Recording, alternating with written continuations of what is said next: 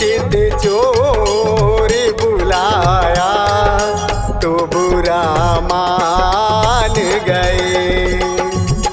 हमने चित चोर बुलाया तो बुरा मान गए। हमने एक बार बुलाया तो बुरा मान गए। हमने चित चोर बुलाया तो बुरा मान गए। हमने चित चोर बुलाया तो बुरा मान गए।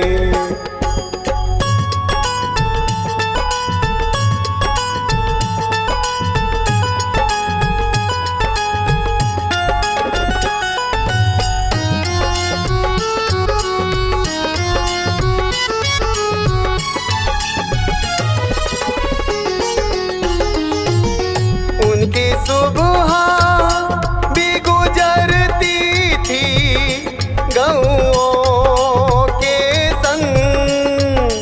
उनकी सुबह भी गुजरती थी गऊओं के संग। हमने गोपाल बुलाया तो बुरा मान गए। हमने गोपाल बुलाया तो बुरा मान गए। हमने एक बार बुलाया तो बुरा मान गए। हमने चित चोर बुलाया तो बुरा मान गए। हमने चित चोर बुलाया तो बुरा मान गए।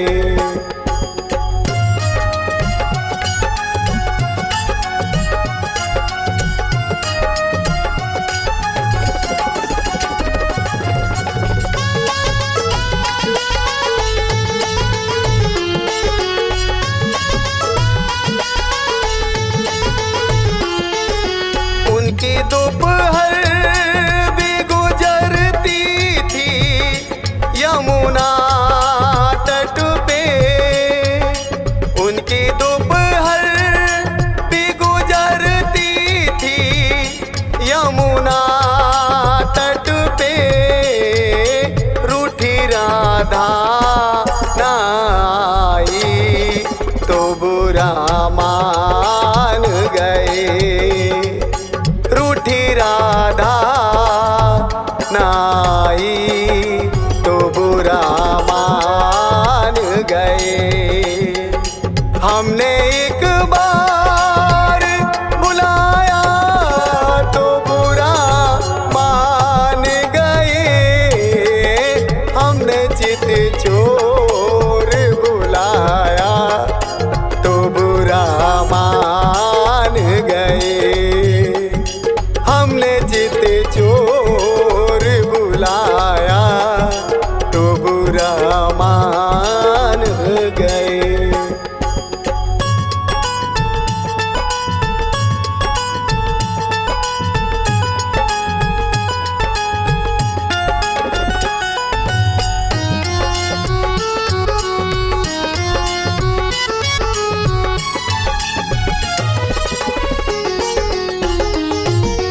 उनकी हर शाम गुजरती थी गोपियों के संग। उनकी हर शाम गुजरती थी गोपियों के संग। उनकी बंसी को छुड़ाया तो बुरा मान गए। उनकी बंसी को छुड़ाया तो बुरा मान गए। हमने एक बार बुलाया तो बुरा मान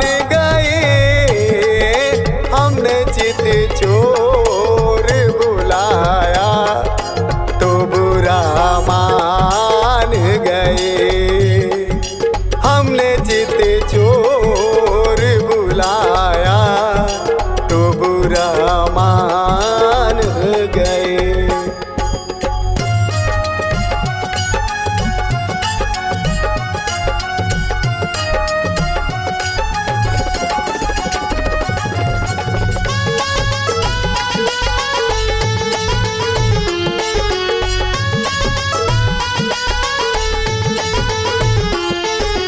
उनकी हर रात गुजरती थी ग्वालों के संग।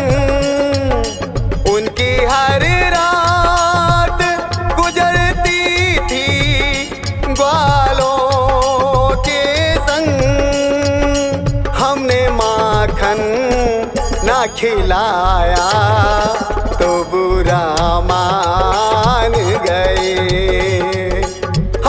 माखन ना खिलाया तो बुरा मान गए। हमने एक बार बुलाया तो बुरा मान गए। हमने चित चोर बुलाया तो बुरा मान गए। हमने चित चोर बुलाया तो बुरा मान गए।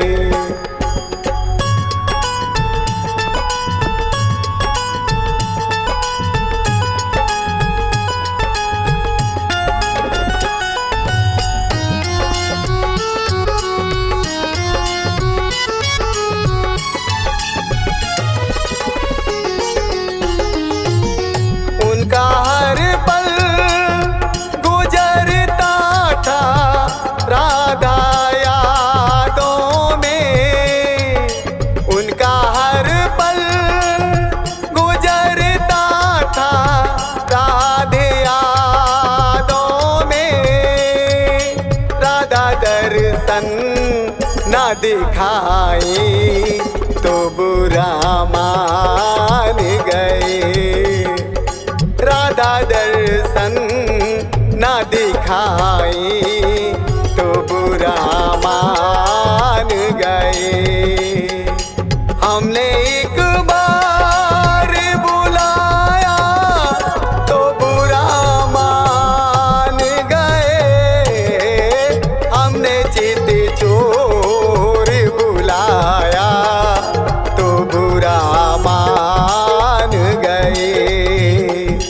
हमने चित चोर